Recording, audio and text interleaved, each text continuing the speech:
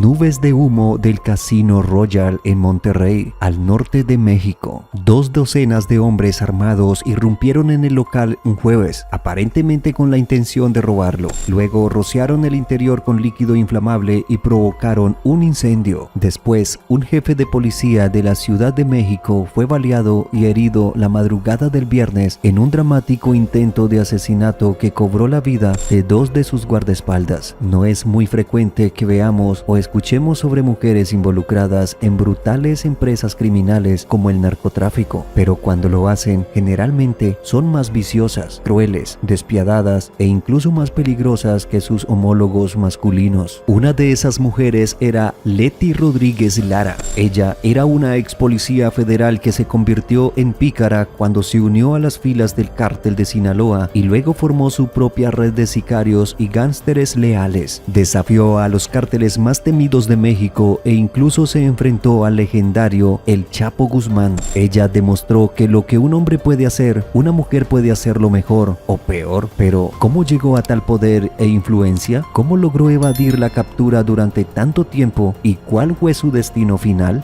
Doña Leti no siempre fue una criminal. Ella era solo una niña pobre nacida en el barrio violento y plagado de crimen de Veracruz, México. En 1968, cuando era niña, Doña Leti fue testigo de los efectos desastrosos de la corrupción y la violencia causadas por el tráfico ilegal de drogas de los cárteles y las pandillas. Entonces, dentro de sí misma, decidió que iba a seguir una carrera en aplicación de la ley y con la esperanza de marcar una diferencia en el mundo y mejorar la situación de su pueblo. Este sueño se materializó en 1997 cuando se unió a la Policía Preventiva Federal, una agencia federal de aplicación de la ley y creada para combatir el crimen organizado y el tráfico de sustancias ilegales en México. Fue asignada a la División de Seguridad del aeropuerto, donde era responsable de inspeccionar el equipaje y los pasajeros. Se decía que Doña Leti era un oficial muy dedicado y honesto que se ganó el respeto y la confianza de sus colegas y superiores. Sin embargo, las cosas cambiaron en 2005, cuando se le acercó un hombre llamado Arturo Beltrán Leiva, uno de los líderes del cártel de Sinaloa, el cártel de droga más poderoso de México en ese momento. Beltrán Leiva le ofreció un trato, le pagaría una gran suma de dinero a cambio de información y protección que quería para ayudarlo a contrabandear unas cuantas libras de sustancias controladas y dinero a través del aeropuerto, así como para avisarlo sobre cualquier operativo policial o investigación en su contra. Seducida por los enormes beneficios monetarios que Beltrán le ofreció, Doña Leti traicionó su juramento y deber como policía, aceptó el trato y se convirtió en informante y cómplice de Beltrán. Como oficial de policía, Doña Leti era tan eficiente y despiadada con los delincuentes que podía pasarse por una superpolicía y trajo consigo esa misma energía cuando se unió al cártel. Demostró ser muy eficiente y leal a Beltrán Leiva, quien la recompensó generosamente mientras le daba más responsabilidades e influencia. Sin embargo, las cosas cambiaron nuevamente en 2008 cuando Beltrán Leiva se separó del cártel de Sinaloa después de acusar a su líder, el Chapo Guzmán, de traicionarlo ante las autoridades. Sin embargo, la ambición de Doña Leti era hacerse cargo de la zona turística de Cancún,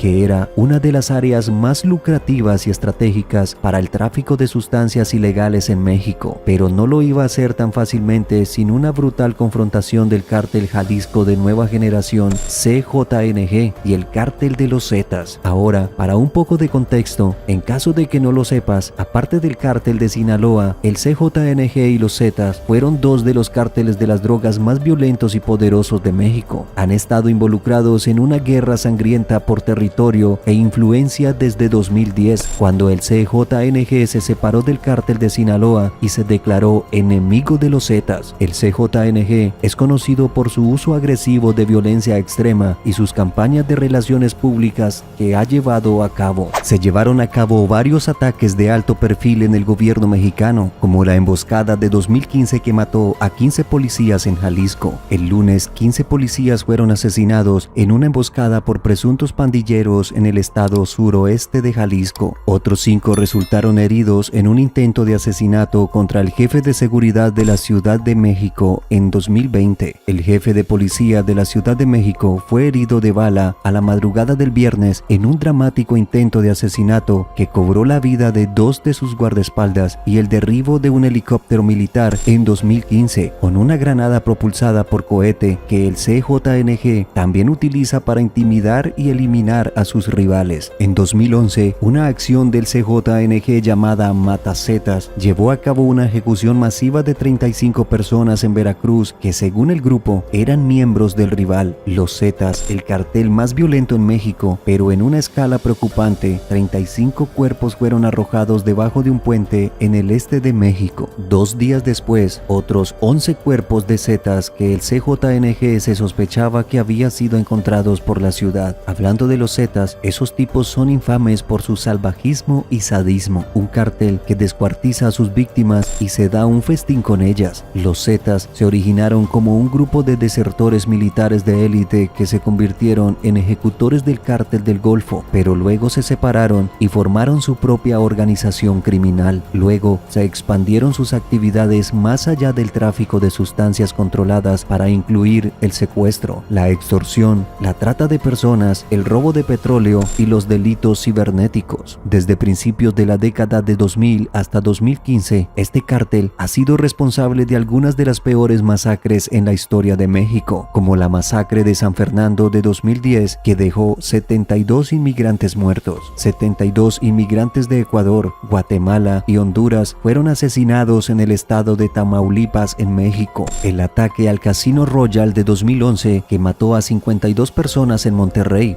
Nubes de humo del Casino Royal en Monterrey, al norte de México, donde 2 docenas de hombres armados irrumpieron en el local el jueves, aparentemente con la intención de robarlo. Luego rociaron en el interior un líquido inflamable y provocaron un incendio. Y la masacre de Cadereyta Jiménez de 2012, que dejó 49 cuerpos en una carretera, mientras las autoridades mexicanas descubrieron 49 muertos y cadáveres arrojados en la carretera. Los espeleólogos fueron encontrados en un charco de sangre a la entrada del pueblo desértico de San Juan. Las autoridades dicen que 43 hombres y 6 mujeres fueron encontrados con sus cabezas cortadas de pies y manos. El CJNG y los Zetas han causado miles de muertes y desapariciones en México, así como miedo e inseguridad generalizados. También han corrompido y desafiado a las autoridades en todos los niveles, lo que ha planteado una seria amenaza a la democracia y la estabilidad de México. Estos eran el tipo de personas contra las que doña Leti se enfrentó y las derrotó por sí sola. Como ex agente de la ley, fue fácil para ella comprometer a las autoridades locales y sobornarlas para que dejaran de proteger a sus enemigos. En 2012, doña Leti se había establecido como la líder indiscutible del cartel de Cancún, también conocido como el cártel Doña Leti o el Leticia Rodríguez. El cártel se había convertido en uno de los jefes criminales más poderosos y temidos de México. Doña Leti había logrado su objetivo de convertirse en la jefa principal de Cancún, pero no estaba satisfecha con eso. Quería expandir su imperio y ganar más dinero. Sabía que Cancún no era solo un paraíso para los turistas, sino también una mina de oro para los narcotraficantes. Estableció una sofisticada red de distribución de drogas en Cancún, donde suministraba cocaína y otras sustancias altamente adictivas a traficantes locales, que a su vez las vendía a turistas y residentes. También estableció contactos con cárteles internacionales como los de Colombia y Perú, quienes le proporcionaron mercancía de alta calidad a precios bajos. Ella usó sus antiguas conexiones con la seguridad del aeropuerto y la aduana para contrabandear las sustancias dentro y fuera de Cancún, sin que la autoridad viera ni oliera nada. Como una demostración de su poder, impuso sus propios impuestos y reglas a las empresas y personas en Cancún, especialmente en la zona turística, donde controlaba la mayoría de los bares, restaurantes, hoteles y discotecas, describiendo cómo la señora Leti obligaba a taxistas y vendedores ambulantes a trabajar con ella. Un hombre dijo: "Tengo que prestar atención porque temo por mi vida que está en peligro". Entonces, ella tiene el control de toda la zona hotelera y con su gente siente que no hay nadie más. Nos obligan, nos amenazan, no ganamos nada, todo es para ella. Exigió un porcentaje de sus ganancias a cambio de protección y permiso para operar. También los obligó a comprar o vender narcóticos desde o hacia su red, mientras los amenazaba con violencia si se negaban o intentaban resistirse. Ahora se puede ver cuán despiadada era esta mujer con cualquiera que se cruzara con ella ella o desafiara su autoridad. Ella ordenó y llevó a cabo numerosos ataques violentos contra las autoridades y cualquier otro cártel que quisiera un pedazo del pastel de Cancún. Uno de sus ataques más brutales fue el tiroteo en la Fiscalía del Estado de Quintana Roo en enero de 2017. Este ataque fue provocado tras el arresto de uno de los lugartenientes del DTI. El pistolero abrió fuego contra el edificio, matando a 4 personas e hiriendo a otras 15. A principios de 2017, Doña Leti se había convertido en la reina de Cancún, que gobernaba con puño de hierro y no tenía piedad de nadie que se interpusiera en su camino o desafiara su voluntad. No respetaba la ley ni a las autoridades. Doña Leti había estado gobernando Cancún durante años y durante todos esos años fue invencible. Nadie la vio ni supo mucho de ella, ni siquiera hasta la fecha. Pero ella tenía muchos enemigos que querían verla caer y también había llamado la atención de las autoridades que estaban decididas a detenerla. Ella sabía que era una mujer buscada y que tenía que ser cuidadosa e inteligente para evitar ser capturada o asesinada. Sin embargo, su suerte se acabó en agosto de 2017, luego de que su hijo fuera capturado por las autoridades mexicanas. Sucedió que el 8 de julio de 2017, el hijo de DTI, Rafael Ser, alias El Lover, fue detenido en Quintana Roo junto a otros 4 sospechosos a quienes las autoridades les recuperaron armas de alto calibre y 2 lujosas camionetas que utilizaban para sus operaciones. A partir de entonces, Doña Leti comenzó a viajar entre Cancún y la Ciudad de México en busca de una conexión para sacar a su hijo de la cárcel. Sin embargo, un mes después del arresto de su hijo, el 9 de agosto de 2017, Doña Leti estaba en uno de esos viajes en la carretera Puebla-Veracruz cuando fue arrestada en Puebla, una ciudad ubicada a unas 80 millas de la Ciudad de México. Luego fue trasladada a una prisión federal en la Ciudad de México, donde enfrentó múltiples cargos, incluyendo tráfico, crimen organizado, extorsión, secuestro, asesinato y lavado de dinero, entre varios otros. El 10 de abril de 2018 fue acusada de colaborar con algunos funcionarios del gobierno para robar fondos asignados a la salud pública. Solo unos días posteriormente, la Fiscalía General encontró 1.500 cajas de seguridad donde escondía el dinero a través de diferentes alias, mientras que la captura de Doña Leti fue un duro golpe a su imperio criminal que dominaba Cancún desde hacía años. Su red de fieles seguidores y asociados fue desmantelada por las autoridades, que incautaron armas, narcóticos, dinero y propiedades pertenecientes a su organización. Mientras tanto, Doña Leti permaneció en prisión desde 2017, pero en octubre de 2023 se dijo que fue liberada de la cárcel después de que se retiraron al menos 3 cargos en su contra. Ahora, dados todos los delitos que ha cometido esta mujer, ¿crees que debería haber sido liberada o hay algo que las autoridades no nos están diciendo?